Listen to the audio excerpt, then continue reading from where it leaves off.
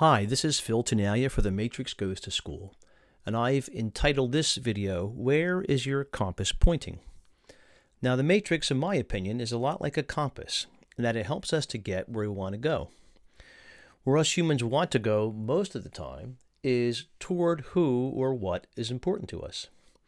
Now, we can draw the diagram on a piece of paper, or we can draw the matrix on this graphic tablet like I've done here. It's different from a regular compass in that we don't have to physically carry it around. Once we learn how to use it, it will work very nicely as what I call an inner compass. Now, the matrix points to what is going on outside of us, up here, our behaviors and our five senses, and also what's showing up on the inside of us, our thoughts, feelings, memories, and it also points to who and what is important to us, as well as uncomfortable experiences that might show up inside of us as we go about our business. Now, our inner compass then points to the lived experiences of our lives. It develops from our actions up here that we take in the world, and here's the world outside of us, and the experiences that we accumulate inside of us in the time that we spend on the planet. So we use both our actions and our experiences that we accumulate over time to make choices, which is what this me in the middle will do.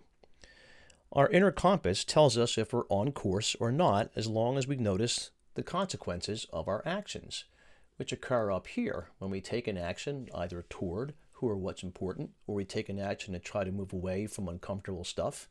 We notice the consequences. Now, the inner compass then will point to our dreams, our desires, what we've accomplished, what we hope to achieve, as well as the difficulties we have experienced, the frustrations, the hardships, the struggles, and these sorts of experiences, whether real or imagined, never leave us. When we're able to tap into them, we can reorient ourselves and keep moving or change direction if necessary. So the more that we act on and in the world, the more experience we can call on down here to make choices.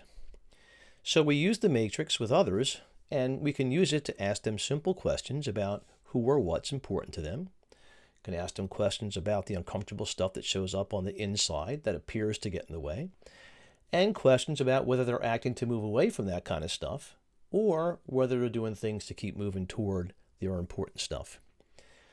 Now, asking these questions leads to a more flexible point of view and a wider perspective on where their actions are taking them in the moment. And we can even write these experiences onto the matrix itself. So the inner compass does the pointing, and we learn to trust what our experience then tells us. It also allows us to make course corrections when our way becomes unclear. And part of the journey, really, is losing our way at times. And when we do, it's, we feel lost, we feel confused, and that's okay too.